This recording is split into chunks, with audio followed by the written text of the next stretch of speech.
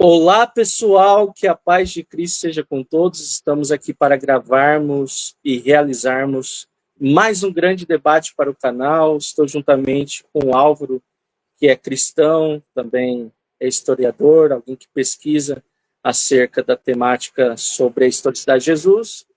E está mais uma vez participando aqui no canal o Rabelo, que é agnóstico, que segue uma linha misticista.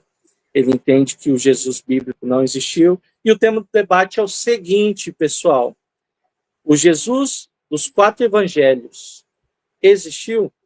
Um debate sobre a historicidade de Jesus Cristo. Eu já quero mandar um abraço aí para o pessoal que está na audiência. Apareceu por aqui a Maria, o Tiago. Ele disse assim, like, coloca aqui o comentário dele na tela. É isso aí, deixe um like, compartilhe esse conteúdo em suas redes sociais, espalhe esse vídeo nos grupos do WhatsApp. E sem muita demora, eu já quero pedir para que o Álvaro inicie aqui fazendo a exposição do que ele vem defender essa noite. Você vai ter 7 minutos, ok, Álvaro? Fica à vontade, você está com a palavra. Gostaria de desejar boa noite a todos, ao Rabelo, ao Jadson, que estão aqui conosco, o pessoal que está chegando aí também. Como já foi apresentado, né, o tema do debate hoje é sobre o Jesus dos quatro evangelhos existiu? Então, vamos discutir essa temática hoje, aqui à noite. E, a princípio, eu gostaria de deixar como reflexão o seguinte: quando se trabalha com Jesus histórico, né, inclusive é um tema que vem sendo bem explorado hoje, né, nas últimas semanas aí, principalmente no que diz respeito a algumas figuras aqui do YouTube, né, tanto da parte daqueles que não aceitam a ideia de um Jesus histórico, como aqueles que defendem o Jesus histórico. Então, é um debate que sempre vem à tona, né? Às vezes sai um pouco de moda, depois volta de novo. Então, eu percebo que hoje no YouTube, principalmente, é um debate que tem rendido bastante, né? Jesus existiu? Quais são as fontes que temos, ou documentos, né, que temos sobre este Jesus? Será que os evangelhos são fontes, ou melhor, são documentos que servem para, de algum modo, chegarmos nesse Jesus? E as evidências extrabíblicas, né? O testemunho de Tácito, de Flávio Josefo, de Barabá Serapião, enfim, todos os historiadores e pensadores do mundo antigo que citam de algum modo Jesus. Será que esses testemunhos são válidos? Então, existem muitos questionamentos, tá certo, sobre isso. Mas hoje a gente vai focar principalmente na questão dos evangelhos. Claro, a gente pode também tocar na questão das evidências extrabíblicas também, porque uma coisa pode levar a outra, né? Inclusive, eu e o Rabelo, nós estávamos discutindo algumas questões dessas, né, nos grupos. Então, às vezes uma coisa termina levando a outra. Então, a princípio, eu gostaria de defender a tese de que sim, Jesus existiu, de que o Jesus dos evangelhos existiu, na verdade, embora eu seja da opinião, mesmo sendo cristão, de que nem tudo que está no evangelho possa ser provado do ponto de vista histórico, o que não quer dizer que não seja verdade o que aconteceu, tá? Mas o que eu estou dizendo é que existem alguns critérios históricos, né, da crítica histórica, que eu vou apresentar aqui, quais são eles no decorrer do debate, que nos fazem sugerir que sim, é possível extrair alguma informação histórica sobre esse Jesus, mesmo que você seja um ateu, mesmo que você seja um cético e diga, olha, eu não acredito em milagre, eu não acredito nisso, naquilo, ainda assim dá para se extrair usando dos critérios da crítica histórica, tá certo? Dá para termos alguma noção do ponto de vista histórico sobre este Jesus, tá certo? Usando esses critérios que eu vou esmiuçar aqui durante o debate. Agora, como cristão, obviamente, eu acredito sim, né, que Jesus ele é Deus, que ele é um ser divino, embora a divindade de Cristo não esteja hoje aqui em debate, né? Mas eu tenho boas razões para acreditar nisso também. Pode ser que nós venhamos a falar sobre isso também, não sei. Vai depender muito do debate, né? Até que ponto o debate vai. De todo modo, eu sou da tese de que o seguinte, olha, existem 4 evangelhos na nossa Bíblia. Esses 4 evangelhos são 4 fontes que eu considero fontes independentes. Vou mostrar no decorrer do debate por que eu acredito que são fontes independentes, e sendo independentes, dá para ser utilizada, levando em conta o critério da múltipla atestação. Elas podem ser usadas para, de algum modo, chegar ao personagem Jesus, tá? E não só os 4 evangelhos, né? Mas as tradições orais, né? Que serviram de fundamento para estes evangelhos, poderemos citar também, falar sobre isso aqui. Cara, tem muita coisa que pode ser falada. Então, o meu ponto é, antes de tudo, defender que sim, há como extrair informações históricas dos evangelhos, mesmo que eu acredite que existam camadas teológicas que, do ponto de vista histórico, não possam ser, digamos, provadas. Outra coisa que a gente precisa entender aqui também, não é? O método histórico ele é limitado. Eu, por exemplo, não sou da tese de que conhecimento é só o que a história produz, tá? De forma nenhuma. Existem várias fontes para o conhecimento, né? A filosofia também é uma ferramenta, a ciência, né? Enfim, a ciência moderna também pode ser trazida para o debate, para a discussão, enfim, são né? Várias possibilidades aí que nos pode trazer informação, nos pode trazer conhecimento. Então, a história é apenas uma das possibilidades, né? Dito isto, para terminar aqui, sim, eu defendo Jesus histórico, creio que os evangelhos são fontes históricas e vou tentar provar isso no decorrer do debate aqui, tá bom? Ok. Valeu, Álvaro. Rabelo, pode ligar o microfone. Você tem 7 minutos, ok? Fica à vontade, você está com a palavra. Pode ir. Opa, muito boa a exposição aí do Álvaro, né? Como um cristão, ele vai defender a historicidade de Jesus partindo da sua única fonte. No caso, seria a comunidade cristã. Eu sou o Mago Rabelo, eu sou formado em teologia, filosofia e estou me graduando em história. O meu adversário já é graduado em história.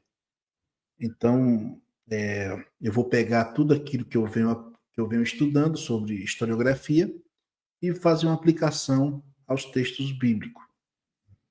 No caso, Jesus, né? Eu tenho um canal que é chamado Canal do Mago Rabelo. Depois, quem quiser ver lá o meu conteúdo, também indico o canal também do Álvaro, é muito bom, faz as suas abordagens ali histórica, né, sobre esse debate, sobre esse tema que tem trazido tanto debate nos últimos anos, debatendo sobre se Jesus realmente de fato existiu, ou se Jesus é um personagem ficcional criado ali por comunidades cristãs, né, que vem ali há 2000 anos, a gente vem debatendo sobre isso, né? Ou seja, não é fácil a gente trabalhar essa historiografia, porque, como o Álvaro disse, a historiografia ela é muito fragmentada, ela trabalha com fragmentos. E também ela trabalha com evidências, também trabalha com indícios, e por isso torna esse debate um debate no nível muito mais retórico do que evidencial, né? Como eu vou demonstrar através do meu discurso que não tem como a gente ter uma evidência direta sobre o Jesus de Nazaré, se realmente ele existiu. Quando a gente vai trabalhar a historiografia, a gente moderna, ela é um pouco diferente de como era a historiografia no passado. Como a gente apresentava o personagem, se ele é real, se ele é ficcional. Eu fui cristão por muito tempo, hoje eu não sou mais, eu sigo uma linha mais judaica, cabalista, mais mística, e através dos meus estudos, através daquilo que eu estudo sobre a minha área é muito mais narratologia, né? Eu entendo que os textos do Novo Testamento, principalmente do Novo Testamento, é um texto teológico. Se ele é um texto teológico, se os autores queriam passar uma teologia do personagem, não uma biografia do personagem, então esse nível interpretativo ele é mais narratologia. Então, pensando os personagens como um personagem ficcional em que tudo que esse personagem fala dentro dos evangelhos é voz dado pelo autor. Então, é isso que eu vou deixar bem enfático aqui. Os evangelhos não pode de maneira nenhuma ser uma fonte histórica, porque tudo que esse personagem fala, tudo que esse personagem, as suas ações, todas a sua forma de conduzir ali o seu ambiente não passa de um enredo que foi ali trabalhado pelo autor. O autor ele cria um personagem, que é o narrador, e é o narrador que vai dar ações ao personagem. E eu vou trabalhar muito isso, vou explorar muito isso, porque o meu intuito aqui é demonstrar para os ouvintes que Jesus não passa de uma personagem de ficção, como é outros personagens ali do seio judaico, entendeu? Ou seja, é um povo que contavam as suas histórias, demonstrando as suas histórias através de sagas, de lendas, entendeu? Eu gosto de chamar os evangelhos de novela, porque você tem cena 1, cena 2, cena 3, cena 4, cena 5. Então, o meu intuito aqui nessa noite, para não demorar muito, é demonstrar que nós não temos nenhuma fonte sobre o Jesus histórico. O que nós temos é um personagem que foi elaborado de uma maneira teológica, sociopolítica, desenvolvido para isso, para essa finalidade. Ou seja, trabalhando ali o imaginário religioso daquelas comunidades, tanto na Palestina como no Mediterrâneo. Então, serei bem enfático a isso. Até que tá bom, Jadson. Ok, valeu, Rabelo. Muito boa exposição dos dois, apresentando que irão defender. Agora o Álvaro vai começar fazendo a primeira pergunta do primeiro bloco. 2 minutos, tá, Álvaro, para elaborar sua pergunta. Fica à vontade, pode ir. Bom, na minha introdução eu falei, né, que eu acredito que os evangelhos servem como fontes para se chegar a esse Jesus. O Rabelo tem uma visão diferente. Então, a minha pergunta vai ser com base já nisso aí, tá? Rabelo, na sua opinião, por que os evangelhos eles não podem ser considerados, tá certo? Fontes não, documentos independentes. Na sua opinião, por que os evangelhos não podem ser considerados documentos independentes? Tá. 5 minutos, Rabelo, pode ir. Então, assim, deixa eu explicar aqui para vocês, tanto para o Jadson como para o Álvaro e para os nossos ouvintes. Existe uma grande diferença entre o que é fonte histórica e o que são fontes literárias. Por exemplo, a única fonte que nós temos sobre o Jesus são as comunidades. Então, as comunidades são as fontes. É aquilo que nós podemos resgatar historiograficamente. Essa comunidade ela produziu não somente literatura, mas ela produziu também artes, ela produziu também iconografias. Então, assim, quando a gente vai trabalhar sobre fonte só existe uma, que são essas comunidades. Todas essas comunidades, ela trabalharam o personagem dentro de uma perspectiva teológica. Beleza? E essas comunidades criaram uma vasta documentação, a saber, os evangelhos, que nós conhecemos como os canônicos, né, evangelhos canônicos, sinópticos, e também foi produzido também por outras comunidades, no caso as gnósticas, que também produziam um bom material literário sobre este Jesus, que tem uma perspectiva totalmente diferente, teologicamente diferente dos evangelhos sinóticos. Então, assim, para responder aqui à pergunta, os 4 evangelhos, eles são independentes. Dentro da narratologia, nós chamamos isso de universo literário. O universo de Marcos, no caso seria a literatura de Marcos, ela é totalmente independente do caso do evangelho de Mateus. E também o Evangelho de Mateus, por de Lucas, e o de Lucas por de João, mas não vamos entrar no de João, porque nós sabemos que, historiograficamente, o Evangelho de João ele é muito mais tarde.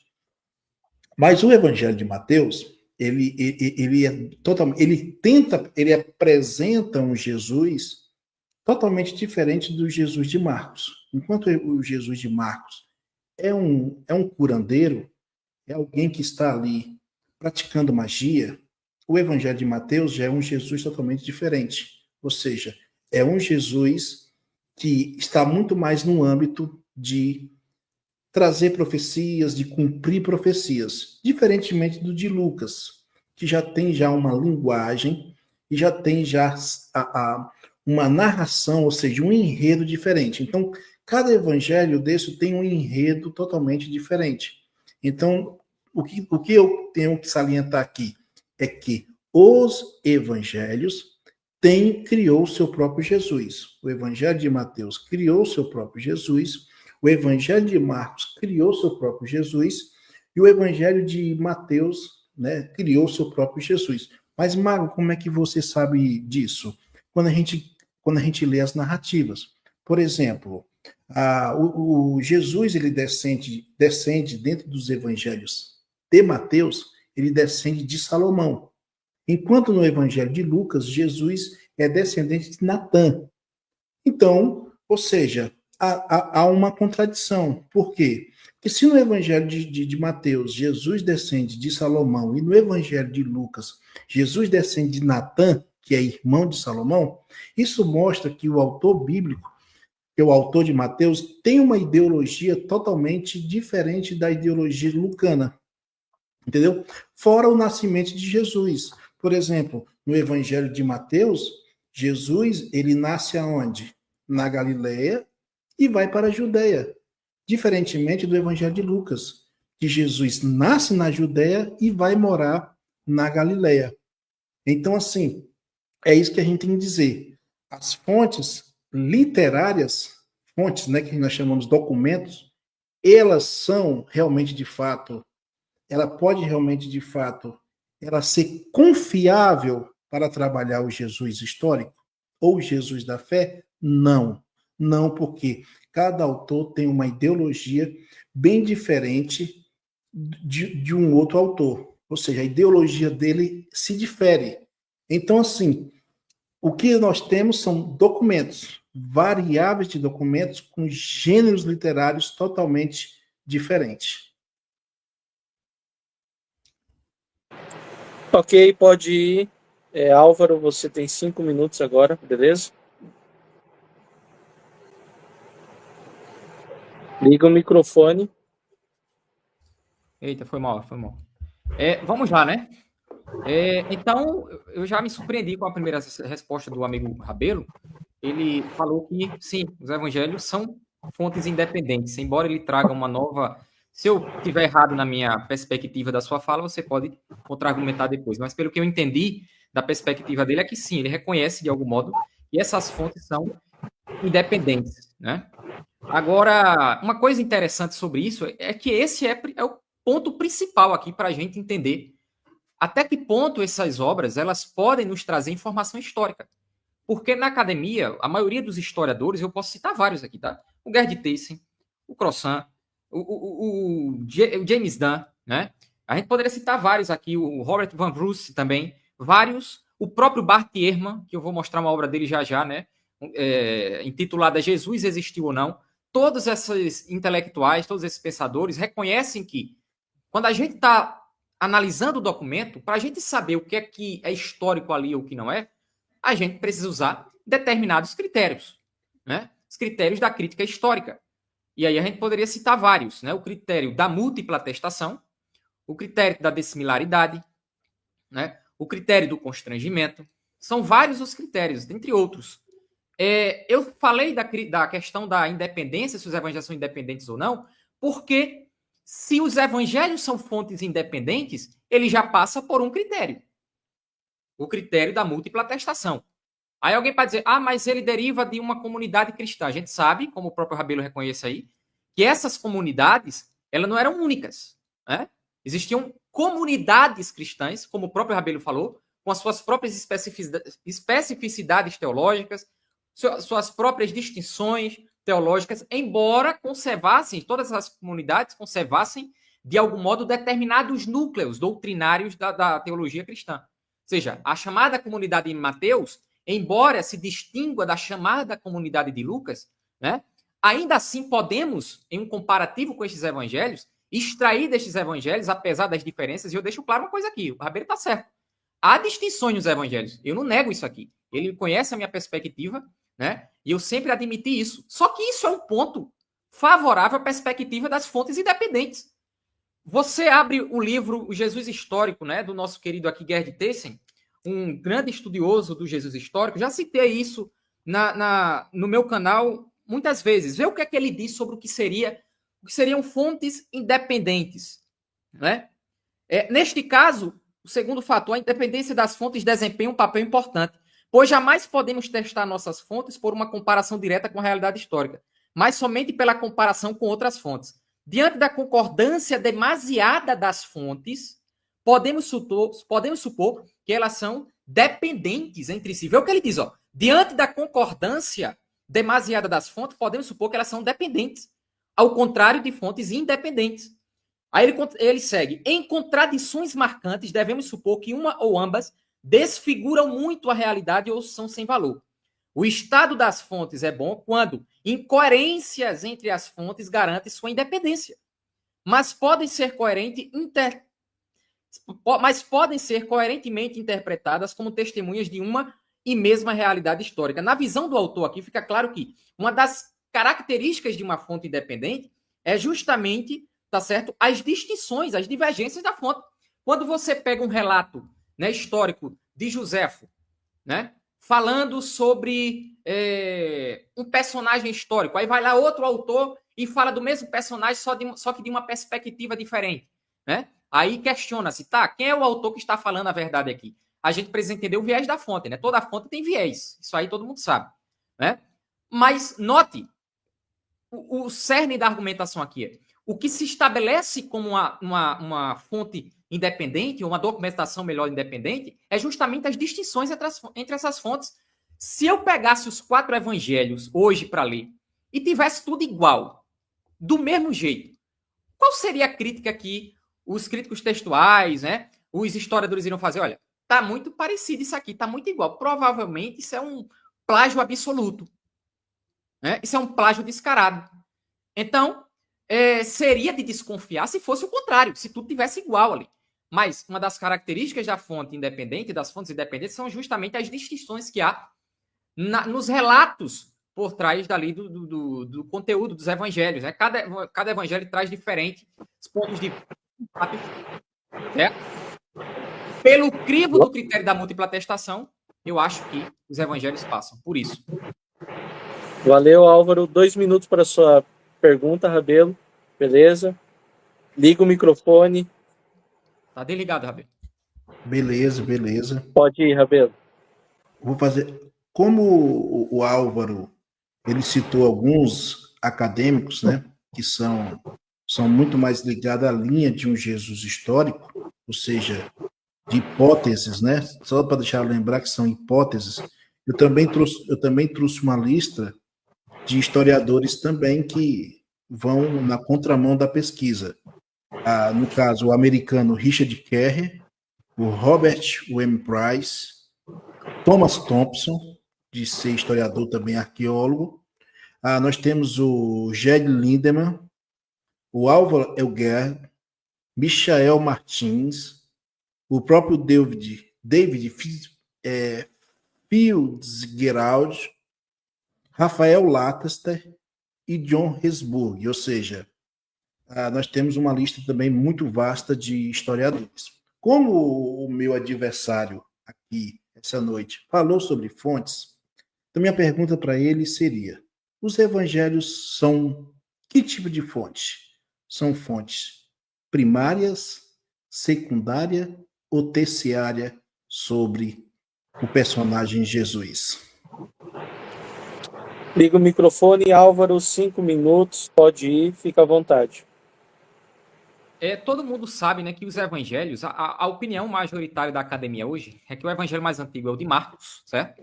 E ele foi escrito por volta ali da década de 70, né? Grosso modo, 70. Há uma minoria de estudiosos que coloca na década de 60. mas sendo honesto, né, com vocês, é uma minoria. A maioria coloca na década de 70. Então, eu tenho várias formas de responder essa pergunta. A primeira é que a gente precisa considerar uma coisa chamada tradição oral, que serviu como fundamento para a confecção dos evangelhos a posteriori. Depois eu vou chegar na pergunta do Rabelo aí no final para eu responder qual é a minha perspectiva sobre isso. Então, existem as fontes orais que serviram de base para a confecção desses evangelhos a posteriori. A maioria dos estudiosos, como James Dunn e outros que eu citei aqui, eles dizem, por exemplo, que estas fontes orais já circulavam na igreja ali, né, pouco tempo depois da morte de Jesus, certo? Paulo, na década de 50, inclusive, em 1 Coríntios capítulo 15, provavelmente poderia estar citando alguma dessas tradições, né, que ele fala de uma tradição que ele recebeu e assim por diante. De todo modo, qual seria a evidência de que existiam tradições orais circulantes? A própria expansão do cristianismo, né? Ou seja, a própria expansão do cristianismo indicam que essas fontes, certo? Elas já estavam em plena circulação. Ou seja, as pessoas estavam contando essas histórias para outras pessoas, essas pessoas iam se convertendo e davam fundamento e base para que outras pessoas a posteriori também se convertessem e levassem adiante a mensagem de Jesus. Então, existiam fontes históricas, ou melhor, orais, obviamente, naquele contexto. Tem um cara chamado, deixa eu colocar aqui na tela para vocês verem, tá? Richard Balkan, tá certo? Aqui, ó, ele escreveu um livro chamado Jesus e as Testemunhas Oculares. Qual é a posição dele? É de que as testemunhas oculares, os discípulos que estavam ali por volta de Jesus, eles, de algum modo, tá certo? Testificaram dessas tradições, recepcionaram essas tradições, tá certo? A partir do próprio Jesus, receberam do próprio Jesus e levaram elas adiante, tá certo? Essa é uma das teorias aceitas pela academia hoje, até chegar na década de 70 e as comunidades depois escreverem os evangelhos. Eu sou da tese de que a tradição ela pode estar correta. Ao atribuir, por exemplo, a autoria de Mateus a Mateus, a autoria de Lucas a Lucas, a autoria de Marcos a Marcos, conforme atesta a própria tradição. E por que eu digo isso? Com base em quê? Ora, não existia nenhuma razão, por exemplo, para a igreja inventar, certo? Que Mateus escreveu o Evangelho de Mateus, tendo em vista que Mateus era um cara bastante impopular naquele contexto. Era um cara que não tinha popularidade nenhuma, tendo em vista que ele era um cobrador de impostos. Tá certo? E todo mundo sabe aqui que cobrador de impostos não era muito bem-vindo naquela sociedade, né? E alguém pode dizer, mas Mateus ele não sabia grego. Como não? Um cara que cobrava imposto, tá certo? O mínimo que ele poderia ter era conhecimento de grego, tá? Então, esse é o primeiro detalhe aqui. Outra coisa é que, até o século V, ninguém questionou as autorias atribuídas pela tradição aos 4 evangelhos, né? Sem falar que os manuscritos também trazem essas autorias, né? Então, o primeiro a questionar a autoria dos evangelhos, que seria o próprio Mateus, que figurou ali com Jesus, que foi uma testemunha ocular de Jesus, certo? O primeiro questionamento a Mateus ter escrito Mateus vai ser uma realidade histórica apenas no século V, com um cara chamado Fausto de Mileto. Isso você pode encontrar na obra como é o nome dele? De Agostinho. Agostinho se envolve numa treta com esse Fausto, e Fausto, tentando refutar Agostinho, diz que, olha, Mateus não escreveu Mateus, Lucas não escreveu Lucas, isso é tudo conversa para boi dormir. Agora, antes disso, ninguém questionou. Nem Celso, que era um dos maiores críticos do cristianismo.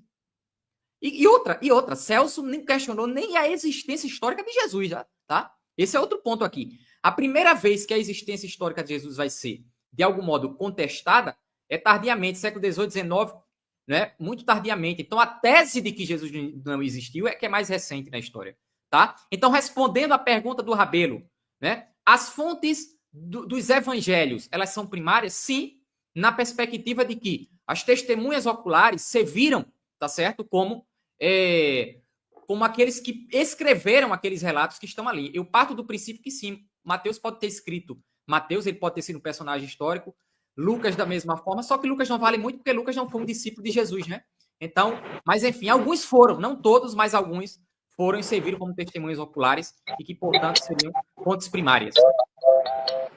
Obrigado, Álvaro. Rabelo, pode ligar o microfone. Pessoal, mandem perguntas para os dois, beleza? Coloca o nome da pessoa que você está se referindo e mande as suas perguntas. Rabelo, você tem 5 minutos, fica à vontade, pode ir. Opa! Ou seja, o meu adversário aqui nessa noite, ele deu pirueta, deu salto mortal, mas não respondeu a minha pergunta. Infelizmente, ele não respondeu a minha pergunta.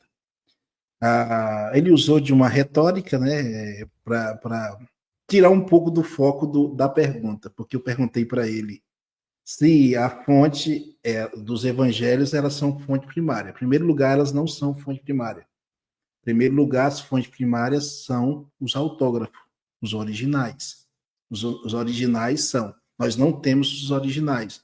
O que nós temos são variantes, são cópias de cópia de cópia. Então, na própria metodologia historiográfica, para você definir o que é uma fonte primária e diferenciá-la de uma fonte secundária e terciária, que ele sabe muito bem, que ele é historiador, é isso que eu disse, isso que eu acabei de dizer agora. Em primeiro lugar, tem que se ter o texto original, o autógrafo, isso é impossível, porque não se tem. Qual é o segundo critério? Quem escreveu deveria ser contemporâneo de Jesus. Na primeira abordagem dele, quando ele foi trabalhar o trabalho dele oral aqui, ele disse que o Evangelho de Marcos foi escrito em 60 e 70, mas a maioria dos acadêmicos vai dizer que é 70. Então, ou seja, esse autor não foi contemporâneo de Jesus. Então, se não é contemporâneo, ele não serve como fonte primária, porque tem que existir o fator de alguém que é contemporâneo. Quem poderia ter falado alguma coisa sobre Jesus era Fílon de Alexandria, que foi contemporâneo, e não fala sobre Jesus. Joséfo também não pode ser considerado uma fonte primária, porque Joséfo também não foi contemporâneo de Jesus. Joséfo está lá na década, né, de 67, 70. Então, assim, eu estou demonstrando para vocês que ele não respondeu. Não, os evangelhos são fontes confiáveis, porque Mateus realmente foi que escreveu, Marcos foi que escreveu, Lucas foi que escreveu, sendo que o mesmo diz que os evangelhos foram criados, foram sendo elaborados a partir do ano 70. Então, o meu adversário se contradiz. Outra coisa, tradição oral é telefone sem fio. Tradição oral, qualquer um diz o que quer, entendeu? E isso vai sendo alimentado. A tradição oral, ela é um telefone sem fio, ela pega uma mensagem aqui, ela se desdobra. Todo estudante de historiografia e todo estudante de narratologia sabe muito bem que tradição oral se difere de tradição literária. Não é à toa que o autor bíblico, ele começa a narrar os fatos, que é chamado de diegese, né, que é como você vai contar a história. Então, eles utilizavam gêneros literários, nem judaicos são grego-romano, entendeu? Ou seja, dentro de um ambiente que é totalmente fora do ambiente judaico. Mas como é que você sabe isso, Mago? É você olhar para os textos do Novo Testamento, comparar com os textos do Antigo Testamento, de como que os narradores eles narravam as suas narrativas, ou seja, como você conta a história. História no mundo antigo, pessoal, ela se difere de história do mundo moderno, entendeu? Só para a gente aqui fazer essa diferença. Então, os evangelhos, eles são fonte terciária. Por que eles são fontes terciárias? Por causa dos motivos que eu disse para vocês. Se não temos o original, não temos gente que está escrevendo sobre Jesus, são contemporâneos. E o outro fator que é bem importante da gente aqui distinguir. Os evangelhos são coxa de retalho. O evangelho de Mateus tem base em base em Marcos. Entendeu? Vamos lá. Se o evangelista viu, como está dizendo, que o evangelista Mateus acompanhou toda a tradição, por que ele iria pegar de Marcos? Por que ele iria pegar da fonte Q? Por que ele iria pegar de Lucas, sendo que ele foi uma testemunha ocular? Agradeço aí.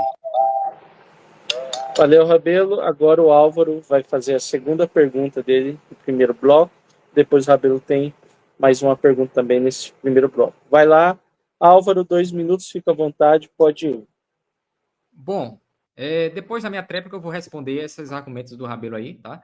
Mas eu queria fazer a pergunta com base nisso, já que a gente está falando sobre fontes primárias e tudo mais. Eu queria saber para ele, queria perguntar, na verdade, para ele, o que a gente já vinha discutindo nos grupos, né? A gente já, inclusive, a gente discutiu sobre essas questões no grupo. O Joséfo Rabelo, ele seria considerado, porque você no grupo, né? Você sabe que isso é verdade. Eu posso testificar porque eu tenho os áudios e tal, mas, obviamente, não vou colocar aqui porque você sabe que eu estou falando a verdade.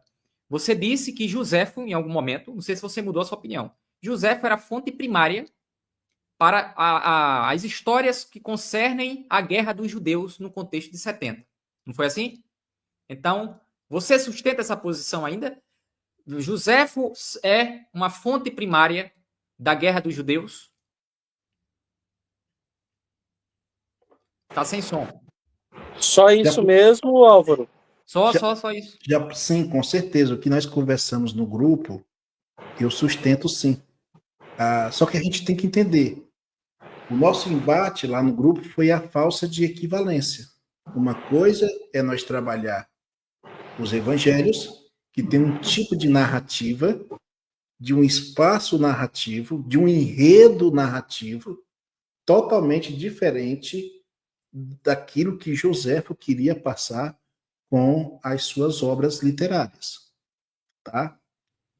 Então, Joséfo, ele vai narrar a história do povo judeu, né, desde os seus primórdios, chegando até naqueles períodos em que ele é contemporâneo, né? Depois vai surgir as interpolações, ou seja, que não foi Joséfo que escreveu, beleza? Então, assim, para os judeus, para a história judaica, Joséfo se torna uma fonte primária. Mas você vai dizer, mas Rabelo, mas nós carecemos do mesmo problema, porque nós não temos os originais de Joséfo. E eu concordo com você, nós não temos os originais de Joséfo. Então, assim, mas por que você sustenta que eles são fontes primárias? Eu sustento que Joséfo são fontes primárias por esse argumento. E qual é o argumento? Em que Joséfo não quer passar uma teologia. Joséfo não quer passar, de fato, nenhuma teologia. Joséfo quer mostrar um tipo de história que acontece com ele mesmo e o que acontece com os judeus. Por exemplo, a invasão de Vespasiano a Jotapata. Para quem não sabe, em Jotapata, Joséfo era o capitão. E Joséfo lá teve um conflito com os romanos. Isso Joséfo presenciou. Ele se está presente. Ele é testemunha. Então, aquilo que ele está dizendo é primário. Por quê? É ele que está dizendo. Mas pode ser que um autor depois inventou essa história. Nós também temos outras narrativas que são deferidas por Joséfo, em que ele está dizendo que ele participou. Então, ele, como é um participante, entendeu? Ele se torna uma fonte primária, diferentemente dos evangelistas.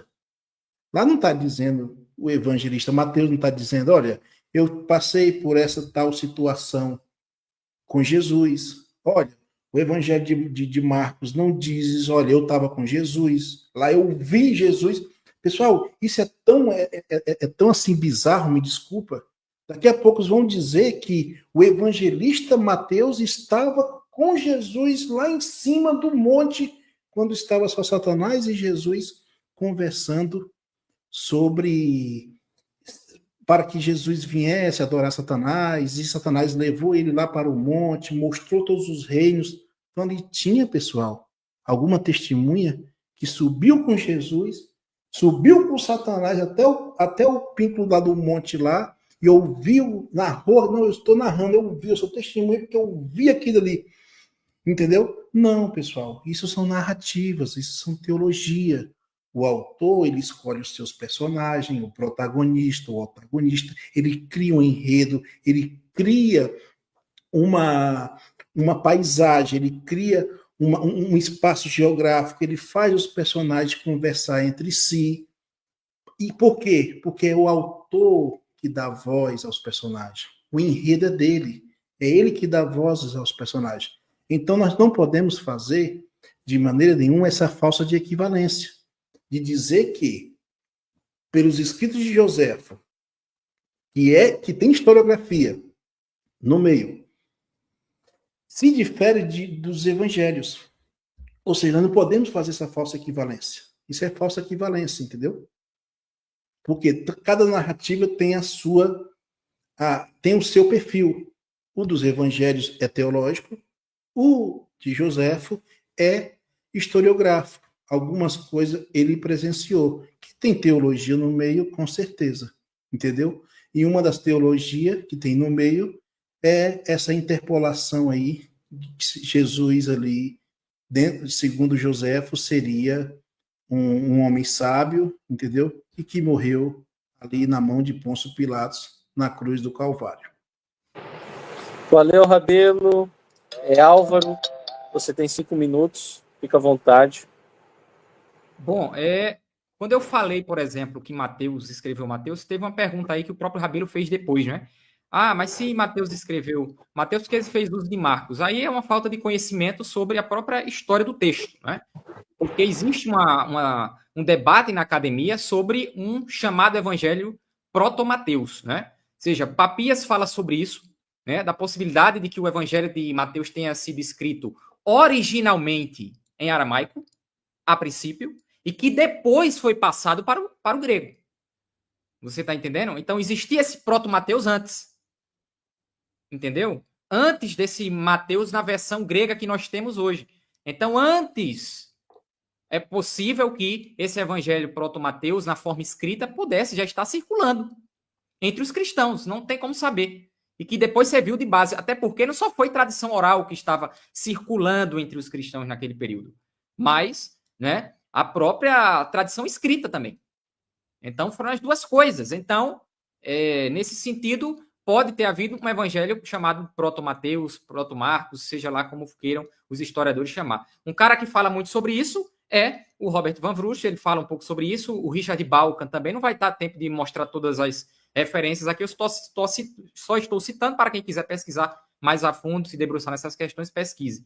Outra questão que o Rabelo falou aí é que, olha, uma tradição, uma fonte, ela é só primária se nós tivermos o quê? O manuscrito, o original dela. Foi o que ele disse na réplica que ele fez a princípio. Ele disse isso. Olha, não temos os originais dos evangelhos. Logo, os evangelhos não servem como fontes primárias. Mas peraí. Foi o que eu questionei a você no grupo. Qual é o original que eu tenho de Flávio Joséfo? Para você ter uma ideia, os manuscritos que temos mais antigos de Flávio Joséfo é do século 9, 10, 11. Agora você tem uma certeza muito grande ao usar Flávio Joséfo para consubstanciar as suas ideias, né? Ah, porque Joséfo disse isso, Joséfo disse aquilo. É verdade. Mas ele disse, mas nós temos um problema com isso, né? Qual é o problema? Os manuscritos mais antigos que temos dele é do século 9, 10, 11, mais ou menos por aí. Então, quem faz o 2 pesos e 2 medidas muitas vezes são os céticos, né? Porque duvidam de um texto onde já temos manuscritos no século 2, por exemplo, né? Século 3, né? Mas nutrem uma confiança em textos, né, que estão muito mais distantes dos fatos. Então, se o evangelho não serve como fonte primária, o que é que eu vou dizer de Joséfo? Ah, mas Joséfo esteve lá. Não, mas o seu argumento inicial é que os evangelhos não são fontes, certo? Primárias, porque nós não temos os originais. Então acabou, meu amigo. Porque não temos quase nada dos originais no que diz respeito à documentação antiga. Não temos os originais de Tácito, não temos os originais de Suetônio, não temos os originais de Joséfo, de ninguém.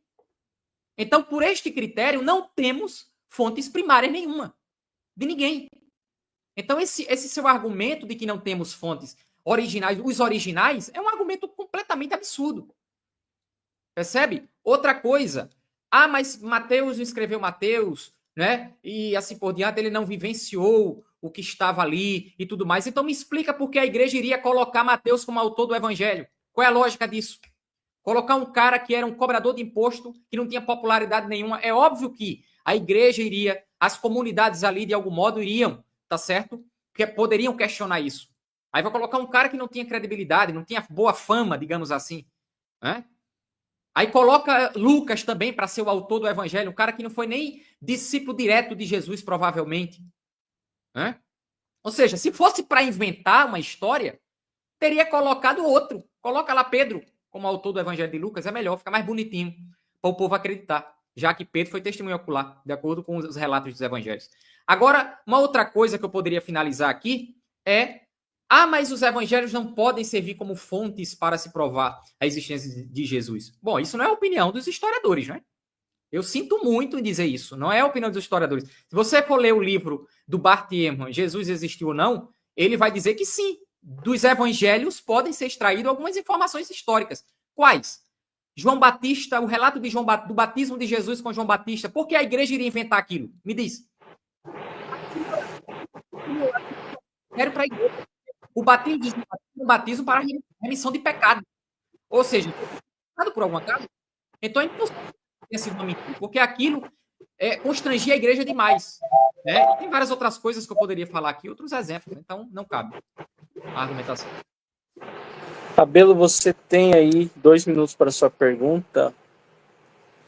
Opa! Beleza? Muito bom, muito bom. Vamos lá para mim fazer a minha segunda pergunta para o Álvaro, né? Minha pergunta seria: como você tocou no assunto de que os evangelhos eles trazem informações, né, sobre o Jesus, porque agora eu vou demonstrar, vou começar pela base, tá? Segundo os historiadores aí que acreditam no Jesus histórico, eles dizem que Jesus era de Nazaré, beleza? Jesus nasceu lá em Nazaré. Segundo o livro de Mateus, vou até aqui ler aqui, segundo o livro de Mateus, Jesus, ele é nazareno para que se cumpra uma profecia, ou que foi dito pelos profetas, né? Ele está até aqui o texto, né? Segundo Mateus, né? E veio habitar em uma cidade chamada Nazaré para que se cumprisse o que foi dito pelos profetas, e ele será chamado Nazareno, beleza? Segundo o livro de Lucas, Jesus, ele é da Judéia e vai para a Nazaré. Aí a minha pergunta é: nós temos duas informações. Uma informação que Jesus seria nazareno para que se cumprisse pelo que foi dito pelos profetas. E em Lucas, diz que Jesus nasceu na Judéia e depois foi para Nazaré. A minha pergunta é: de qual documento que é real, que é historiográfico? É o de Mateus ou é o de Lucas? Beleza, Álvaro, 5 minutos, fica à vontade, pode ir. Você entendeu minha pergunta, Álvaro? Entendi sim. Tá valendo o tempo? Pronto, então, beleza. Então, vamos lá. Note uma coisa aqui, tá? Todo mundo sabe que eu sou um cristão, já disse isso bem claro aqui, mas eu nunca neguei as distinções dos relatos dos evangelhos. Que há distinções claras, há. Você vai pegar distinções no relato do nascimento de Jesus, você vai pegar distinções, algumas, mesmo que pontuais, no próprio relato da ressurreição de Jesus, certo? Agora, onde é que isso é problemático para mim? Em momento algum. Isso casa com o que eu falei no início. Casa com o fato de que essas fontes são independentes, porque elas relatam os fatos de forma distintas. Agora tem um detalhe. Todos os dois evangelhos falam que Jesus nasceu em Belém. Né? Os dois são unânimes em dizer isso, por exemplo. Agora, quando você me pergunta, mas disse que ele é um nazareno, não sei o quê. Claro, ele foi criado depois em Nazaré. Né? Ele foi criado depois em Nazaré. Óbvio que a ordem aqui é distinta, e eu não neguei esse momento algum. Isso não me atinge nada, cara. Isso poderia atingir um cristão que tem essa preocupação de buscar harmonizar, né? Todas as distinções ali que há no Evangelho. Mas eu admito todas elas. Você está entendendo? Isso aqui, inclusive, eu acho, na minha perspectiva, que é um ponto para mim. Certo? O próprio Bart Ehrman, que de cristão não tem nada, fala, por exemplo, tá certo, que muito provavelmente Jesus nasceu em Nazaré. Por quê? E que ele, de fato, era um nazareno. Porque não faria sentido o autor inventar que ele era um nazareno, certo? Colocando o Messias para ter uma origem ali em Nazaré, sendo que Nazaré é uma cidade, uma vila, né? Que não tinha nenhum status, né? Então é muito provável, ou melhor, é muito improvável que os autores estivessem mentindo, criando uma narrativa de que Jesus ali vem de Nazaré. Do ponto de vista histórico, isso passa pelo critério do constrangimento, né? Da dissimilaridade. Você está entendendo? Porque vai de encontro ao interesse do autor, provavelmente. Ou seja, eu colocar que o Messias é um nazareno. Como é que eu posso dizer que isso é uma invenção? Você está me entendendo? Então, dizer que as narrativas dos evangelhos são todas invenções, porque a perspectiva do Rabelo aí é que tudo é invenção. Não pode se extrair nada do ponto de vista histórico. Então, meu amigo, o que é que a gente vai fazer com os critérios históricos? A crítica histórica, né? É muito fácil eu chegar e dizer que tudo é narrativa, é narrativa construída, melhor dizendo, porque narrativa né? Não tem problema nenhum com isso. Agora, dizer que é uma invenção, tudo é uma invenção e tudo mais, aí é que é o problema. Porque aí é desconsiderar todas as análises que os historiadores fazem do texto. E assim, com todo respeito ao Rabelo e aos miticistas, eu acho que é uma maneira até preguiçosa de lidar com o texto. Chegar e dizer é tudo invenção. Não se tem nenhum trabalho, tá certo? De entender o texto em si, o contexto histórico, ver que criar a narrativa de que Jesus é um nazareno em nada favorece o cristão ou o autor que está escrevendo aquilo, porque Nazaré não tinha credibilidade nenhuma do ponto de vista de status, tanto é que não é citada por quase ninguém, né? Então, claro, o debate não é sobre Nazaré aqui, mas eu acho que está dando para entender o que eu quero dizer. Então, esses critérios aí, eles servem justamente para isso, cara. Para você analisar o texto e extrair se alguma informação é construto teológico ou, do ponto de vista histórico, pode ser fundamentado. Você está entendendo? Então, o Rabelo conhece a minha perspectiva. Ele sabe que tem coisas nos evangelhos que não dá para provar do ponto de vista histórico.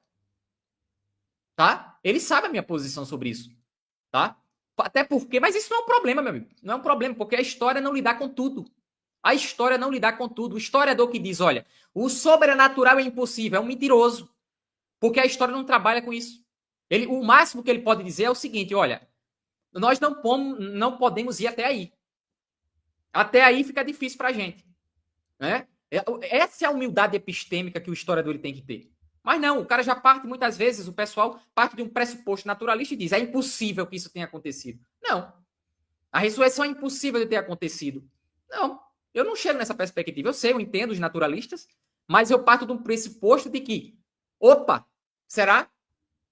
E aí, por que aquelas comunidades acreditavam nisso? Porque os primeiros discípulos acreditavam nisso.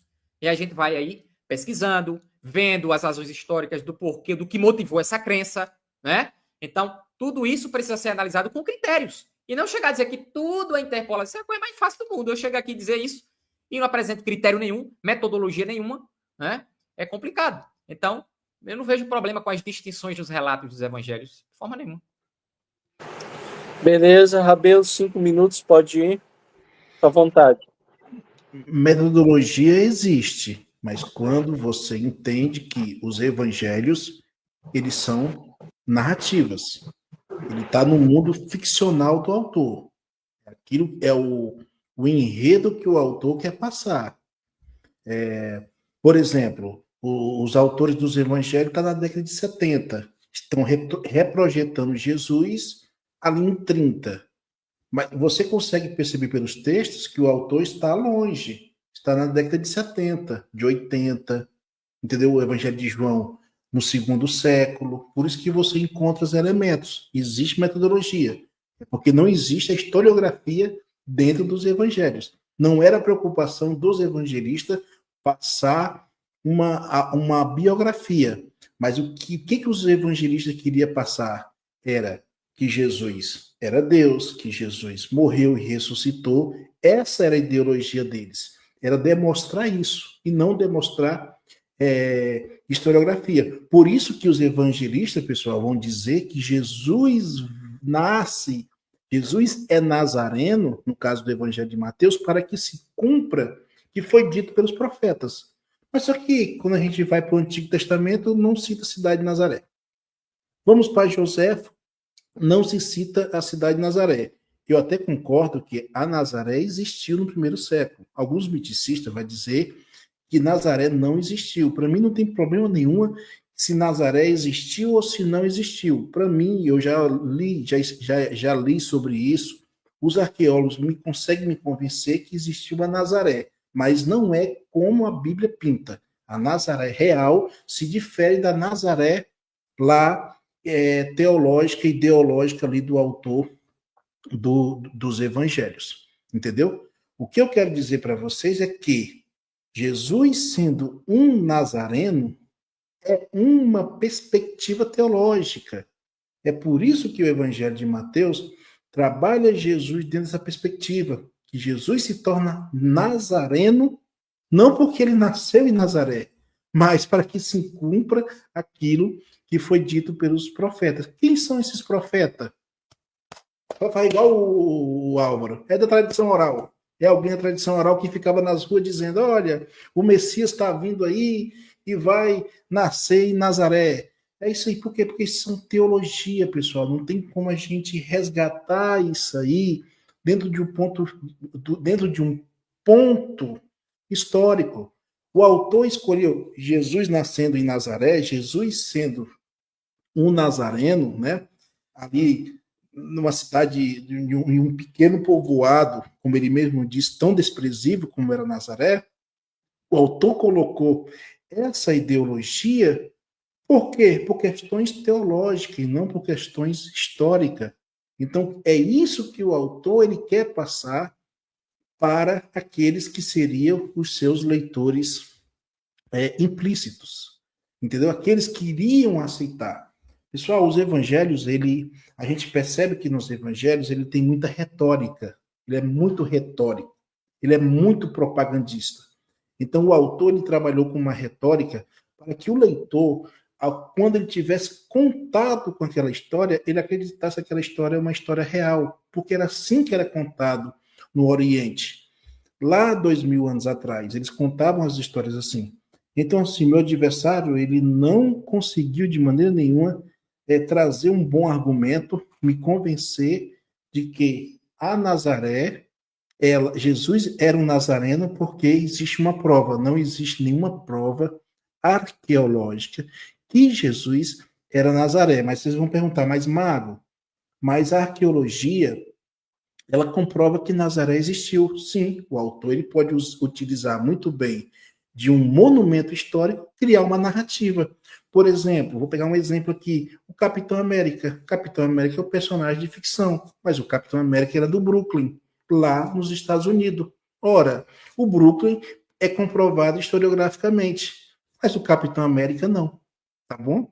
E outra coisa, sobre o lance de Joséfo, a própria arqueologia já conseguiu desenterrar e demonstrou sim que realmente, de fato, Jotapata foi destruída pelos os romanos. Isso demonstra que Flávio Joséfo não mentiu. Valeu, agora nós vamos para o segundo bloco de pescar perguntas do chat. Pessoal, mandem perguntas, ok? A primeira pergunta vai ser para o Álvaro e depois ao Rabelo. 2 minutos para responder. É o seguinte a pergunta, Álvaro. Qual é a principal razão que você tem para apresentar para o público que, de fato, Jesus é uma pessoa histórica, o Jesus dos evangelhos? Beleza? 2 minutos. Fica à vontade. Bom, o tempo é pouco, mas eu vou tentar ser sucinto aqui. Em primeiro lugar, porque a figura do Jesus, ele passa por critérios chamados da crítica histórica, né? O critério da múltipla atestação, como já falamos, o critério de similaridade foi o que eu falei no início, né, na verdade. Eu acho que o rapaz que fez a pergunta não viu, eu já respondi a isso, na verdade. E tem o critério do constrangimento. Então, não só esse, a gente tem outros também. Eu considero esses os principais, tá? De todo modo, eu considero que a figura de Jesus muito provavelmente é histórica, porque inventar, antes de mais nada, a ideia de que existia um Jesus, tá certo? É muito de que não existia um Jesus, tá certo? Dizer que Jesus não existiu é uma ideia muito forçada, porque a gente não encontra amparo nas fontes antigas, tá? A ideia de um Jesus histórico sempre foi assumida, até mesmo pelos críticos do cristianismo, tá? Ou seja, Tácito, quando cita Jesus, e eu sei que o debate não é sobre ele, mas enfim, assume que Jesus existiu. Joséfo, a mesma coisa, embora questione-se a ideia de que o testemunho é totalmente aceitável, né, do ponto de vista histórico, mas a maioria dos estudiosos dizem que há um núcleo autêntico ali em Joséfo também, que pode se extrair informações históricas de Jesus. Já visto o fato de que existe uma versão neutra desse testemunho em árabe, que traz uma versão diferente e muito mais neutra e que casa com quem Joséfo é, certo? Tirando aquelas supostas interpolações. Então, ninguém questiona a existência de Jesus. E nota, eu estou falando de figuras que tinham razões de sobra para questionar a existência de Jesus. Celso era um cara que odiava o cristianismo. Ele atacou a figura de Jesus, disse que Jesus era um pobre que veio de Nazaré, né? Enfim, ou seja, os maiores inimigos de cristianismo atacaram o cristianismo em todos os sentidos, mas nunca colocaram em xeque a existência de Jesus. E os evangelhos também são boas fontes, porque algumas das passagens ali passam por esses critérios que eu já acabei de citar. Valeu. Agora, Rabelo, você tem 2 minutos, eu vou pegar a sua pergunta, ok? Giovanni perguntou assim: Rabelo, não existe evidência da existência de Moshe, apenas a Bíblia. Ele não historicamente mais real que Yeshua? No caso aqui são propostas totalmente diferentes. Por exemplo, possivelmente Jesus existiu. Há essa possibilidade. Ou seja, trabalhar historiograficamente Jesus se difere de trabalhar historiograficamente Moisés. Mas como o nosso aqui é Jesus, então o que acontece? Nós, como miticistas e agnósticos, né, da metodologia que foi desenvolvida para se trabalhar o Jesus histórico, tá? O Jesus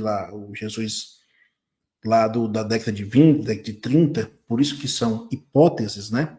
Não é um fato, porque se fosse evidencial, seria fato. Se fosse fato, não é mais hipótese. Evidência é evidência. O que os historiadores trabalham são com indícios. Há indícios da existência de Jesus, e não evidência. Porque se fosse evidência, nós não estaríamos mais aqui fazendo nenhum debate. Porque evidência não tem o que se falar. Beleza? Então, assim, são coisas totalmente diferentes. Moisés, existe toda uma gama de metodologia para trabalhar, e Jesus se difere uma gama de metodologia totalmente diferente, entendeu? Porque é um estudo totalmente mais, é um estudo mais detalhado de Jesus, como Jesus é citado por outras pessoas, você tem mais fonte, existe mais narrativa sobre Jesus do que Moisés, a narrativa de Moisés é muito poucas, comparada com a de Jesus, né, que é desde o seu nascimento até a sua morte e depois a sua ressurreição, então se difere um pouco. Tá bom, Javan? É isso que eu quero dizer, ou seja, existe uma hipótese que Jesus existiu, existe a hipótese que Jesus não existiu. Há um debate sobre isso bem acalorado, entendeu? Eu fico que Jesus não existiu, por meros conceitos. Valeu. Agora, o Álvaro, professor Jefferson Rocha, ele perguntou assim: o que os judeus dizem de um Jesus histórico, Álvaro? Por que Gamaliel não escreveu nada sobre Jesus ou participou do seu julgamento? Beleza? 2 minutos, pode ir. Esse é um argumento muito comum, né, que o pessoal usa, né? Olha, por que fulano de tal não falou sobre Jesus? Por que isso? Por que aquilo? Cara, isso é um argumento muito fraco, porque se nós notarmos algumas figuras históricas, por exemplo, Joséfo nunca falou sobre Hillel, uma importante figura do judaísmo. Quer dizer que Hillel não existiu, então, né? Isso é muito problemático, né? até certo ponto. Então, eu não vejo que, porque não escreveu nada sobre Jesus, logo Jesus não existiu. De fato, você pega algumas das literaturas do judaísmo, né? O Talmud, por exemplo, que já é mais tardio, de fato ali não fala nada sobre Jesus, tá? Alguns fazem algumas conotações ali, não sei o quê, mas não fala nada sobre Jesus. Isso é um fato. Agora, eu não vejo isso como um problema, cara. Eu não vejo isso como um problema. Não escreveu nada sobre Hitler. Tem outros personagens históricos que não foram citados também na literatura de outros personagens históricos, e nem por isso aqueles personagens não existiram, né? Agora, e as outras fontes que falam sobre Jesus? Né? Não serve, não? Por que não serve? Vamos discutir essas fontes. Né? Então, embora os judeus falem pouco, temos sim judeus que falam. Joséfo provavelmente falou, porque a versão do testemunho flaviano, a maioria dos estudiosos sustentam a ideia de um testemunho ali neutro. Né? Há as interpolações, mas há algumas coisas ali que são características da escrita do próprio Joséfo. Obviamente, o debate não é sobre o testemunho flaviano, mas eu estou à disposição para fazer um debate sobre o testemunho flaviano. Tá? Então, sim, Flávio Joséfo, como judeu, falou sobre Jesus. Né? Valeu, Álvaro. Agora, a última pergunta. Rabelo, 2 minutos. Qual é a evidência que você tem que seria forte, convincente, que o Jesus dos 4 evangelhos não existiu? Beleza? 2 minutos. No caso, os evangelhos existiu, né? O que não existiu foi o personagem, né? O Jesus dos 4 evangelhos. Isso, os 4 evangelhos existiu, mas, como eu expliquei, o Jesus de Mateus só serve para o de Mateus. O Jesus de Marcos só para o de Marcos. O Jesus de Lucas só para Lucas. E o Jesus de João só para João. Por exemplo, no evangelho de Mateus, Jesus morre, ressuscita, volta para Galileia. No evangelho de Lucas, Jesus morre, ressuscita, fica em Jerusalém, ou seja, fica na Judéia. Isso demonstra que o autor tinha uma ideologia particular ali com a Judéia, enquanto o outro empurrava Jesus muito mais para a Galileia. O que me levou eu ser crítico aos evangelhos é de entender que essas narrativas, elas são narrativas de comunidades, são gibis de comunidades. Como no nosso tempo, não tem um gibi que a gente assistia, que a gente lia, quer dizer, sobre o Capitão América, ali daquele contexto da Segunda Guerra Mundial, do Homem-Aranha, entendeu? As comunidades começaram a construir sobre o personagem muitas narrativas. Por exemplo, para os gnósticos, o Jesus mesmo não era humano. Ele só aparecia em forma humana e depois ele desaparecia. Não é à toa que tem uma tradição gnóstica que vai dizer que quem morreu na cruz não foi Jesus, foi Judas. Entendeu? Então, assim, para você ver como o negócio ele era muito dinâmico.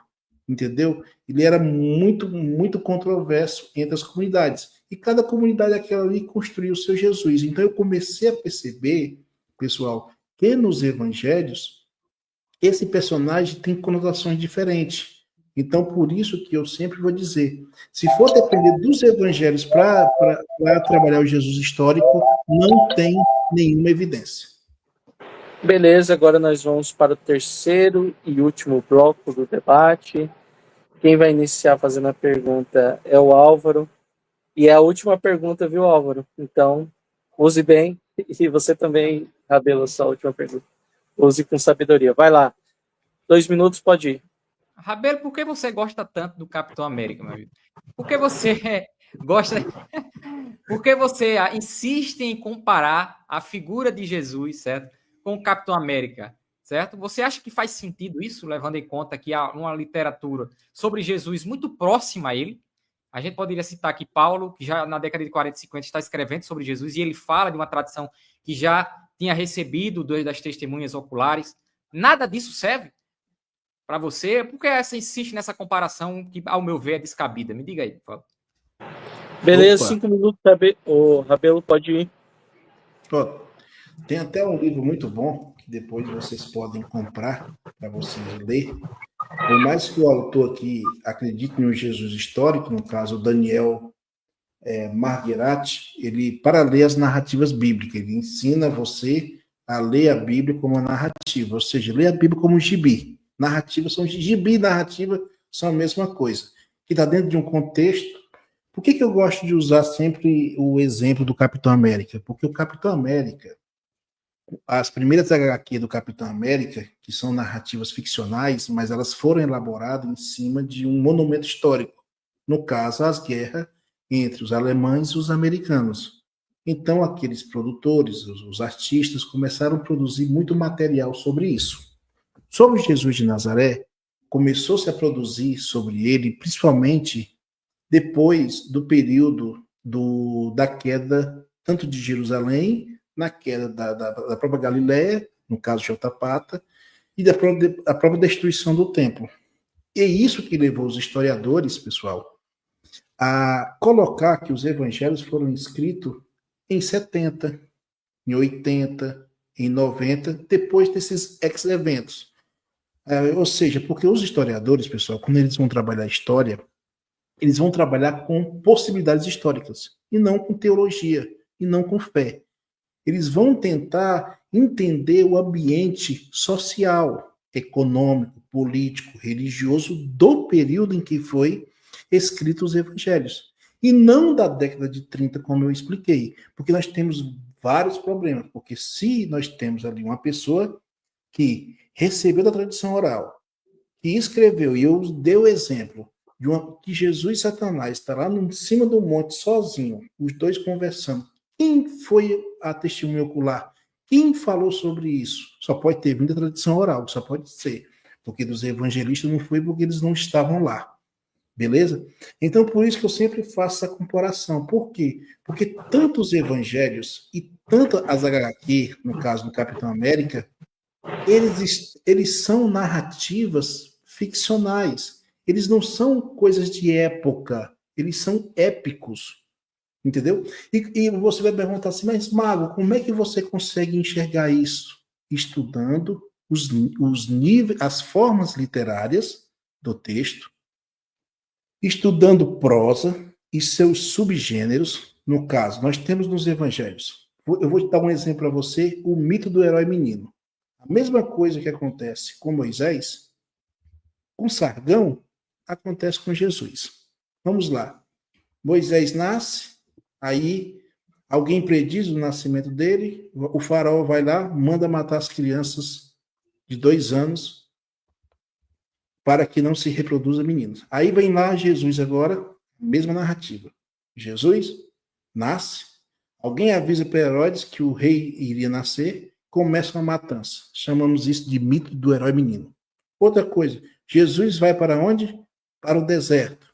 Assim como Israel foi para o deserto. Você vê que o autor bíblico está sempre criando narrativas de algo que já era comum no imaginário religioso ali daquele povo. Ou seja, coisa do dia a dia. Por exemplo, por que Jesus é descendente de Salomão? Porque isso vem da mística judaica. Por quê? Porque é Salomão que tem o poder de curar doenças. É Salomão que tem o poder, tem um anel. Salomão é aquele que sabe controlar os elementos da natureza. É Salomão que sabe expulsar demônios. Então, sempre os autores colocando Jesus, filho de Davi, tenha misericórdia de mim. Jesus, filho de Davi, me cure. Porque isso faz parte do ambiente religioso do primeiro século. Então, por isso que eles vão criando essas narrativas. Por quê? Porque as comunidades têm problemas e eles vão construindo as narrativas de acordo com a comunidade e não de acordo com fatos históricos. Entendeu? O próprio John P. Meyer, quando ele vai trabalhar sobre os 4 evangelhos, ele vai dizer, olha, há um problema da gente tentar trazer uma biografia de Jesus usando os evangelhos. Por quê? Porque o que os autores queriam passar era teologia, era divinizar Jesus, colocar Jesus como um ser divino. É a primeira vez na história, vou até usar meus 10 segundos, é a primeira vez na história que um bandido se torna Deus. Alguém que foi morto como bandido se tornar Deus. Esse é o Jesus de Nazaré. Valeu, Rabelo. Álvaro, 5 minutos, fica à vontade, está com a palavra. O que poderia passar, inclusive, pelo critério do constrangimento, né? Porque você inventar o Messias para morrer na cruz de forma humilhante é uma narrativa que, se a gente parte do pressuposto de que aquilo foi inventado, não faz nenhum sentido, né?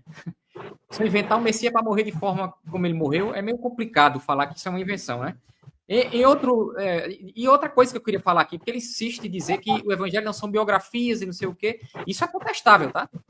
Existe uma pesquisa que surgiu desde 1970 e o James Dunn traz na sua obra aqui, ó, essa aqui, ó, tá?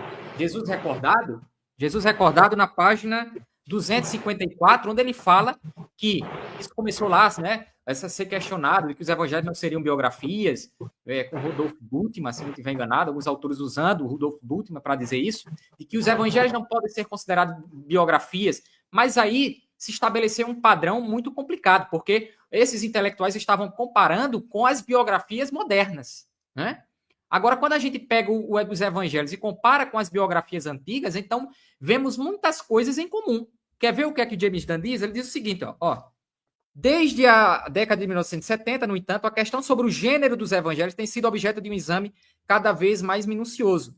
E tornou-se muito mais claro que os evangelhos são, de fato, muito semelhantes às biografias antigas. Isto é, o interesse deles não era analisar a vida interior do sujeito e traçar como um caráter de um indivíduo se desenvolveu ao longo do tempo. Antes, a visão antiga era de que o caráter era fixo e imutável. E a preocupação do biógrafo era retratar o caráter do sujeito escolhido, narrando as palavras e ações.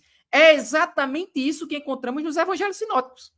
Na verdade, em todos os canônicos, né? Além disso, é claro que o objetivo comum das biografias antigas era fornecer exemplos para os seus leitores imitarem, informações sobre o biografado, preservar sua memória, defender e promover a sua reputação. Então, falar que os evangelhos não são biografias, claro, existem autores que sustentam isso, mas eles sustentam dentro de uma perspectiva errada, né?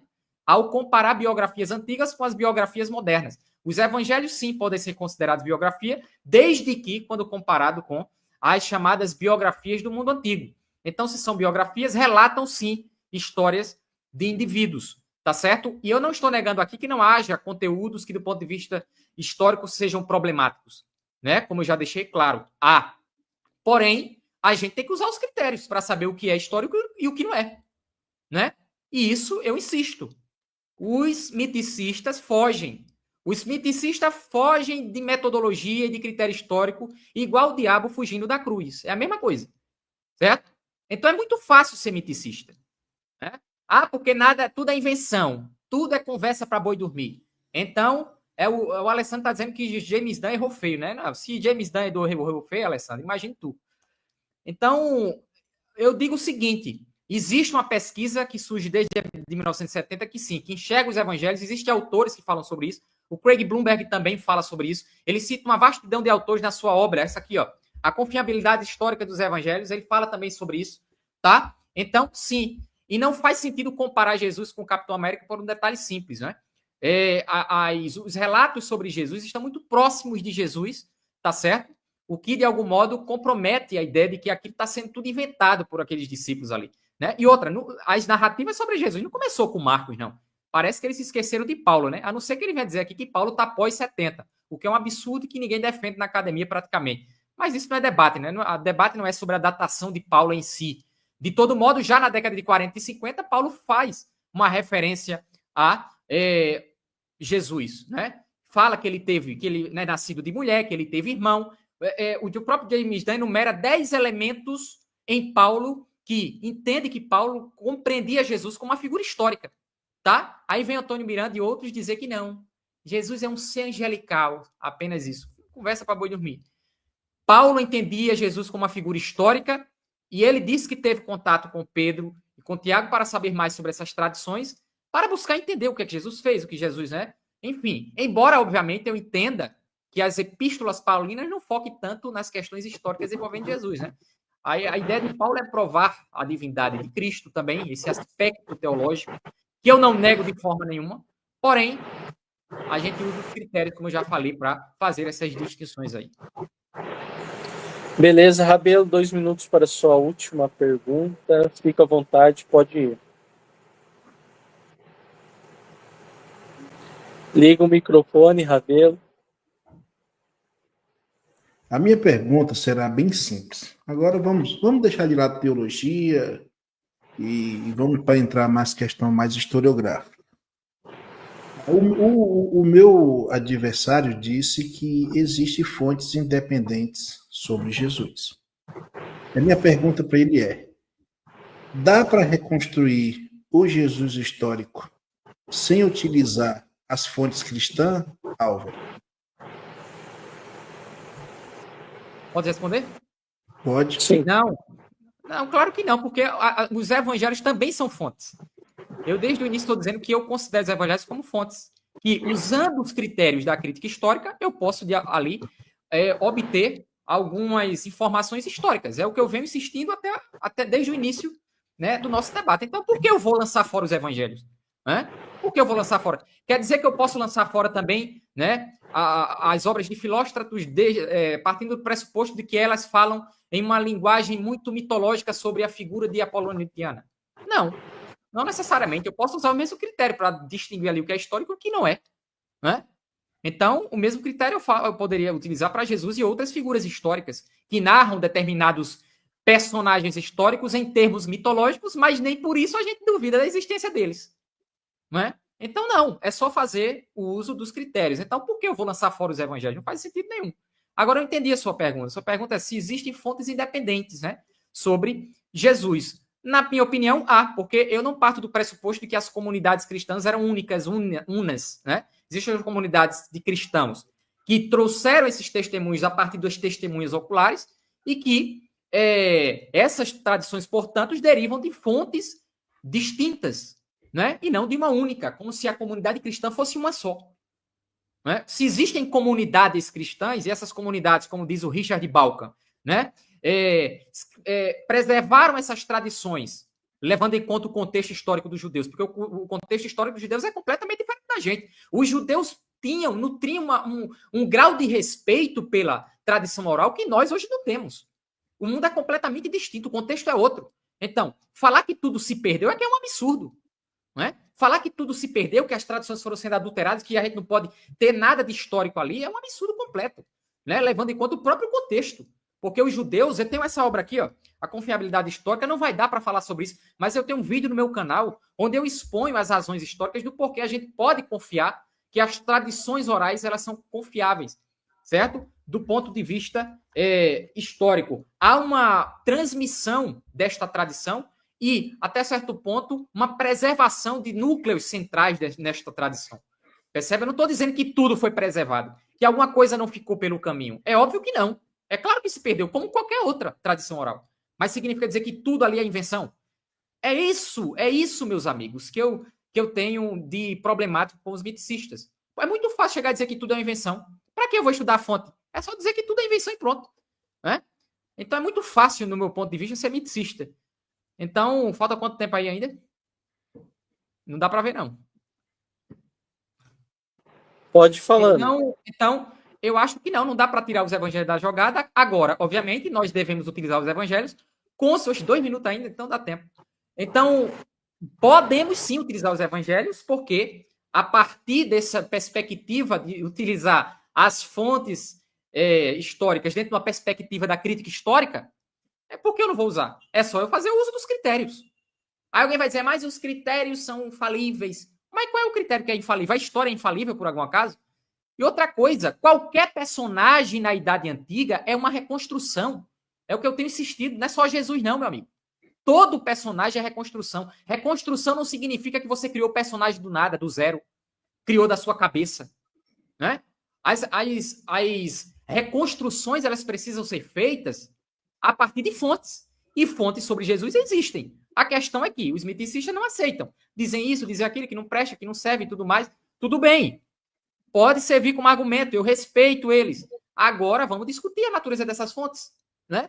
A gente pode fazer um debate aqui com o amigo Rabelo aí sobre as fontes externas. Não é não, Rabelo? A gente poderia marcar um debate sobre Flávio José, Tácito, porque agora não dá, né? O foco é mais nos evangelhos. Então, eu acho que é isso, cara. Obrigado aí. Beleza. 5 minutos, Rabelo. Fica à vontade. Sim.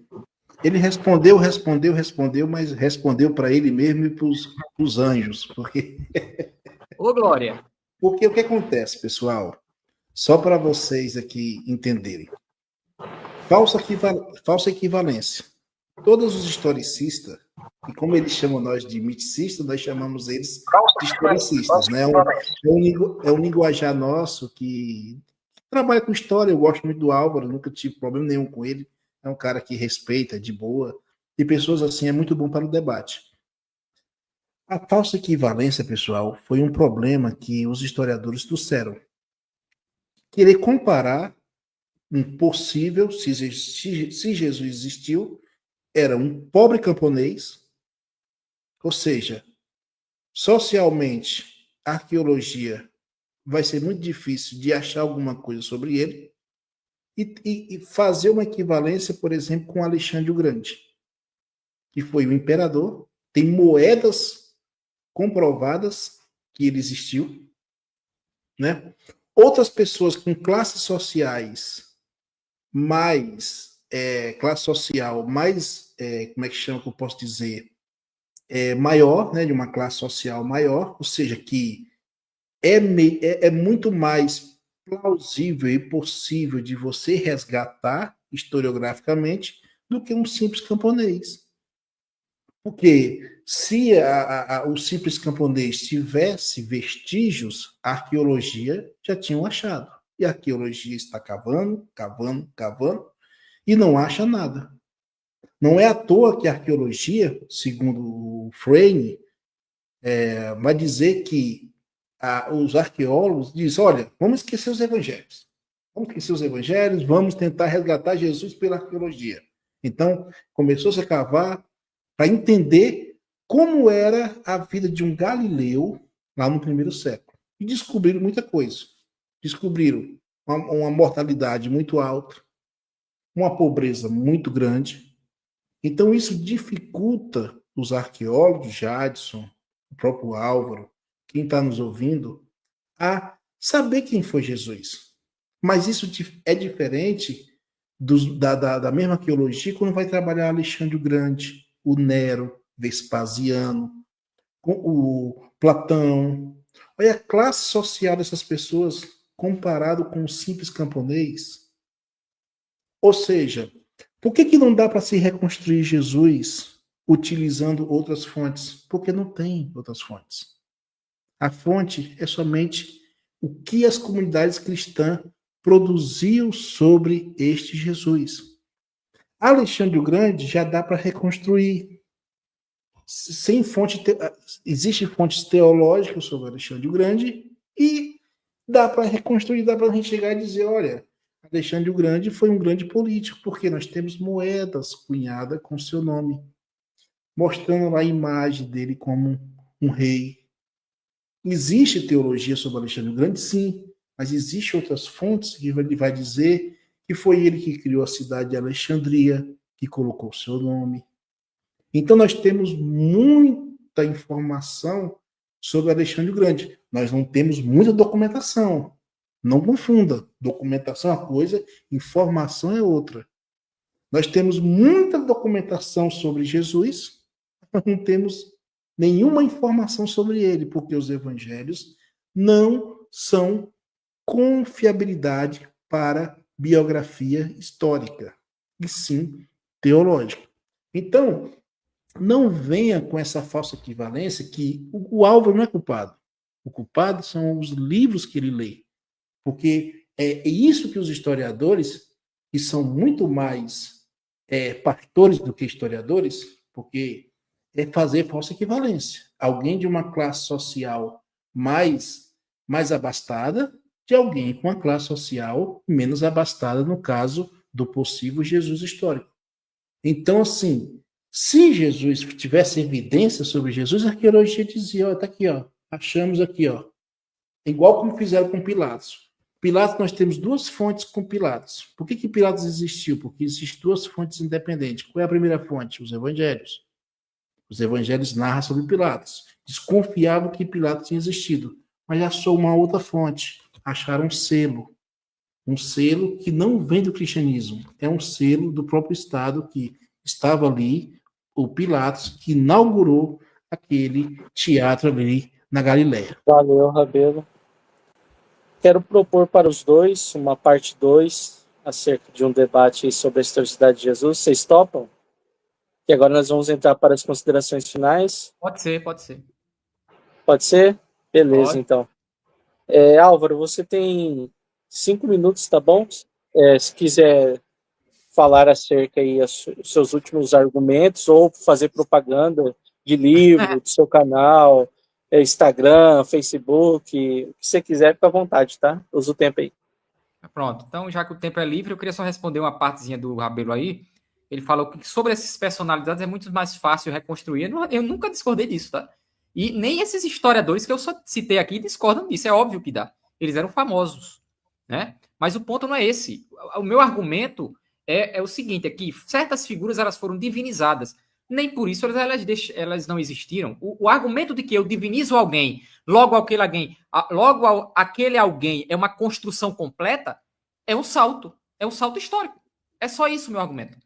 Eu não estou comparando um personagem com outro em termos de documentação, que é mais fácil, mais difícil de achar documento. É óbvio que sobre a figura de Jesus seria mais complicada, né? Claro, eu não estou negando isso, mas ainda assim tem. O problema é que vocês não aceitam, né?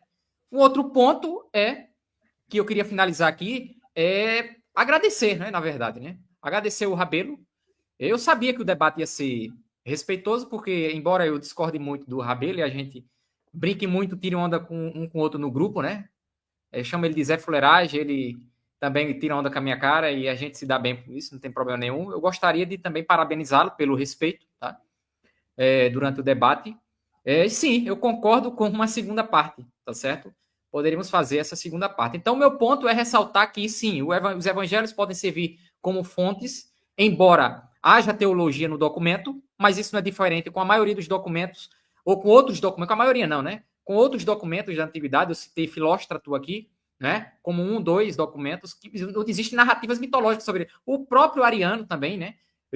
Plutarco fala muitas mitologias em torno de figuras como Alexandre o Grande.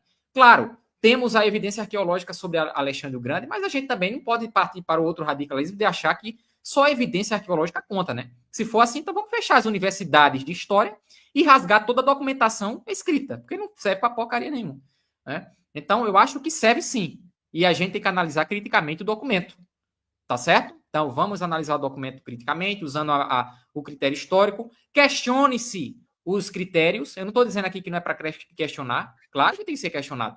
Mas qualquer coisa na história, ela tem os seus prós e seus contras, né? Então, eu acho que é isso, cara. Tem muito mais coisas que eu argumento no meu canal. Inclusive, eu queria fazer até propaganda, né, do meu canal aqui. Tá certo? O meu canal se encontra aqui no YouTube e ele é Álvaro História do Cristão. Então, quem quiser lá dar uma força, acompanhar, não é para concordar, tá certo? É para chegar lá, comentar, colocar o seu comentário crítico, reflexivo, que a gente cresce e aprende juntos, tá certo? Então, obrigado aí pelo espaço ao amigo Jadson. Inclusive, esse é o meu primeiro, né, debate.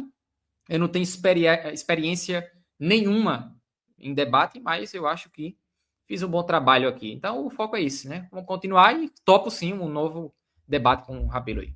Obrigado. Valeu, Álvaro. Rabelo, seus 5 minutos aí para as considerações finais. Fica à vontade, pode ir. Sim. Tem o meu canal, que é o canal do Mago Rabelo. Eu faço lá umas fuleiragens, né? Eu sempre falo para os caras, os meus vídeos lá, fuleiragem, sempre nessa linha aí e tal. Para quem não percebeu, eu sou bastante coerente. Quando eu tenho que elogiar, elogio. Quando eu tenho que criticar, eu critico. Tem até uma crítica minha à teoria flaviana, usando o próprio Richard Kerr. Ou seja, demonstra que eu trabalho de uma maneira mais crítica, mais séria, né? Entendeu? Para tentar entender aí esse mundo aí da historiografia. O Álvaro falou uma coisa bem interessante. A história ela é bem fragmentada. Nós só temos nós abstrai a história, né? A história ela é muito abstrativa. Como esse debate sobre Jesus ainda está em nível de argumentação, tanto o Álvaro argumentou muito bem, tanto eu argumentei muito bem. Por quê? Porque são hipóteses, entendeu? Existe, por exemplo, mais Rabelo, mas a maioria dos estudiosos, não, a maioria dos estudiosos seguem esse modelo, mas existe uma gama de estudiosos que seguem um outro modelo, entendeu? Por exemplo, existem historiadores cristãos que seguem um modelo mais tradicional, já existe como o próprio John Mayer, que já é um mais crítico, entendeu? Ou seja, existem vários modelos. Nós miticistas estamos começando a desenvolver modelos, entendeu? Boas argumentações. Porque o que é o modelo? Como eu expliquei, como o debate ainda está em nível de retórica, entendeu? E a história ela é muito mais retórica, estou falando da historiografia pura, e quando ela se torna interdisciplinar, que aí ela vai dialogar com outras ciências, no caso, a arqueologia, a sociologia, e ela vai começar a sofrer muito mais interpretações. Mas hoje, o que acontece? A própria historiografia em si, ela não é base para se comprovar algo do passado. Então, ela precisa do chão material. Enquanto, como eu expliquei, como a gente trabalha na parte da abstração da história, que é aquilo que é abstrativo, aí nós dependemos de documentação, dependemos de arte, né, dos artistas, um artefato ali que foi desenhado, entendeu? Nós também dependemos do chão material onde está inserido aquele fato. E o debate de Jesus ainda não existe evidência sobre o Jesus. O que nós temos são debates retóricos, entendeu? Por exemplo, ele falou sobre o Álvaro falou sobre o livro do Bart Ehrman, que é um dos proponentes do Jesus histórico. Existem livros também de miticistas que escreveram contra o Bart Ehrman, dizendo que aqueles argumentos que o Bart Ehrman utilizou, eles conseguiram rebater. Segundo a minha interpretação, eles rebateram muito bem, né? Ou seja, eles fizeram uma crítica muito bem feita. Se chama o livro Jesus Não Existiu, entendeu? Então, assim, são vários miticistas que se reuniram e fizeram esse compilado aí. Quem quiser depois, eu posso estar passando esse livro para que vocês venham ver como os miticistas eles trabalham dentro dos seus critérios para tentar trazer uma crítica sobre a existência de Jesus. Então, é isso aqui, ou seja, como o debate ainda está em nível de argumentação, esses debates vão acontecer por eras e eras, por anos e mais anos, até que a arqueologia, ela realmente, de fato, traga algo que venha corroborar para a existência de Jesus. Não somente a sua existência, tá, pessoal? E também que ele era, porque dentro dos modelos que você tem vários Jesus. Você tem o Jesus camponês, você tem o Jesus bandido, você tem o Jesus filósofo, você tem o Jesus mago, você tem vários Jesus. Então a arqueologia iria realmente, de fato, dizer: se um dia a arqueologia trouxer algo sobre o Jesus histórico, pode ter certeza de uma coisa: o Jesus da fé será substituído por esse Jesus histórico, que foi de alguém que morreu e não ressuscitou, de alguém que não fazia milagre, nem prodígios, nem maravilhas, e não era filho de Deus. Ou seja, foi um simples homem, comedor de feijão e arroz e rapadura do seu tempo. Valeu, Rabelo, muito obrigado, Álvaro. Primeiro debate, a primeira participação aqui no canal também. Gostei bastante aí da exposição que você fez, gostei também da participação do Rabelo mais uma vez. É importante nós contribuirmos aí para o conhecimento, colocando as propostas sobre a mesa. Quero mandar um abraço aí que apareceu por aqui o Alessandro, apareceu também o Hélio, o Luiz, o Renato, o filósofo, o Pali Pesquisa, Natanak, o Fábio. Galera, muito obrigado. Tivemos um pico aí de 60 pessoas assistindo. Em um momento aí da live chegou um pico de 60 pessoas. Você que está assistindo no canal do Alexandre Galvão esse debate, se inscreva se você não é inscrito. Você que está assistindo no canal do Bibliocast do Brito, e não é inscrito no canal, se inscreva. Você que está assistindo e já participa aqui do canal, seja bem-vindo a participar, caso você queira. Eu vou deixar agora, a partir de hoje, na descrição do vídeo, o meu contato. Se você quer agendar um debate para participar aí das nossas redes de canais, dos debates, você está convidado, beleza? Qualquer tema aí nós podemos agendar pelo WhatsApp. Então, valeu, Álvaro. Deus abençoe sua vida. Valeu, Rabelo. Fica na paz por aí. Vamos marcar a parte 2, tá bem? Abraço aí, meus amigos. Tchau, tchau. Tchau.